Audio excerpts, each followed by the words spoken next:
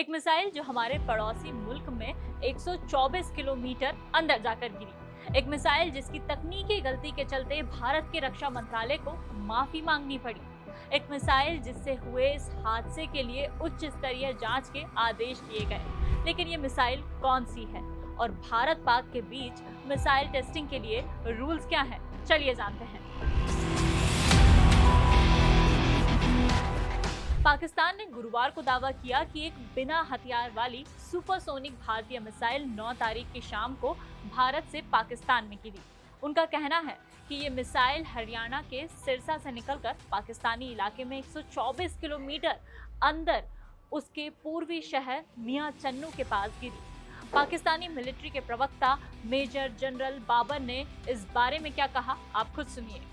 High speed एक तेज speed से उड़ता हुआ ऑब्जेक्ट उसके शहर मियां चन्नू के करीब क्रैश हुआ था।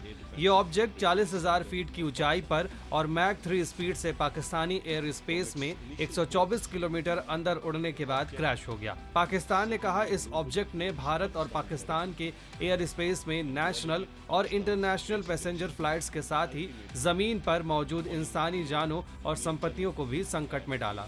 यूजुअली कमर्शियल एयरक्राफ्ट 31,000 से 38,000 फीट की ऊंचाई पर उड़ते हैं और अभी ये साफ नहीं है कि ये भारतीय मिसाइल उसी एयरलाइन रूट पर उड़ रही थी या नहीं। देखिए, कभी भी मिसाइल टेस्टिंग से पहले दोनों देश एक दूसरे से इसकी डिटेल्स शेयर करते हैं। भारत और पाकिस्तान ने बैलिस्टिक मिसाइल की किसी भी टेस्टिंग की एक दूसरे को पहले से सूचना देने के लिए 2005 में एक करार किया था। इस flight testing of ballistic missile agreement के तहत इन दोनों देशों को किसी भी जमीन या समुद्र और जमीन से जमीन पर लॉन्च की जाने वाली बैलिस्टिक मिसाइल की टेस्टिंग के बारे में पहले से जानकारी देनी होती है। ऐसी किसी भी टेस्टिंग से पहले दोनों देशों को पायलटों और नाविकों को सावधान करने के लिए एयर मिशन या नेविगेशन वार्निंग का नोटिस जारी करना चाहिए। साथ ही टेस्ट करने वाले देश को ये भी अश्योर करना चाहिए कि मिसाइल लॉन्च साइट सीमा के 40 किलोमीटर के भीतर और प्लान्ड इम्पैक्ट एरिया अंतर्राष्ट्रीय सीमा या नियंत्रण रेखा यानी कि LOC से 75 किलोमीटर के भीतर नहीं है। मिसाइल को प्लान ट्रेजेक्ट्री अंतर्राष्ट्रीय सीमा या LOC को पार नहीं करना चाहिए और उसे सीमा से कम 40 किलोमीटर के हॉरिजॉन्टल दूरी पे बनाए रखना चाहिए।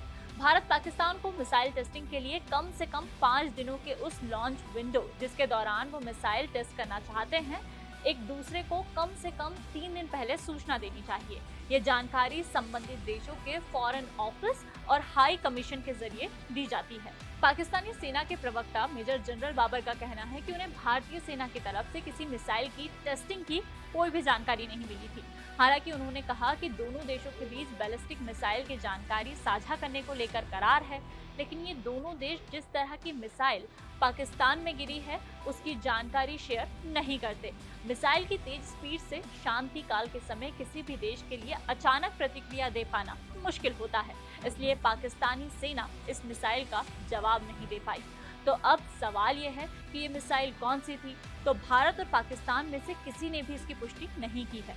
पाकिस्तान ने केवल इसे सुपरसोनिक मिसाइल कहा है। कुछ एक्सपर्ट्स का मानना है कि ये भारत की टॉप मिसाइलों में से एक ब्रह्मोस मिसाइल का टेस्ट हो सकता है। यह अनुमान पाकिस्तान के उस दावे पर आधारित है जिसके अनुसार इस मिसाइल ने 200 किलोमीटर का सफर तय किया, हवा में कलाबाजियां खाई, 40,000 फीट की ऊंचाई और मैक 3 स्पीड यानी कि साउंड की स्पीड से 3 गुना ज्यादा स्पीड से उड़ान भरी। ब्रह्मोस मिसाइल की टॉप स्पीड भी मैक 2 या 3 है, जिसकी रेंज करीब 290 किलोमीटर है और ये 15 किलोमीटर तक उड़ने में सक्षम है।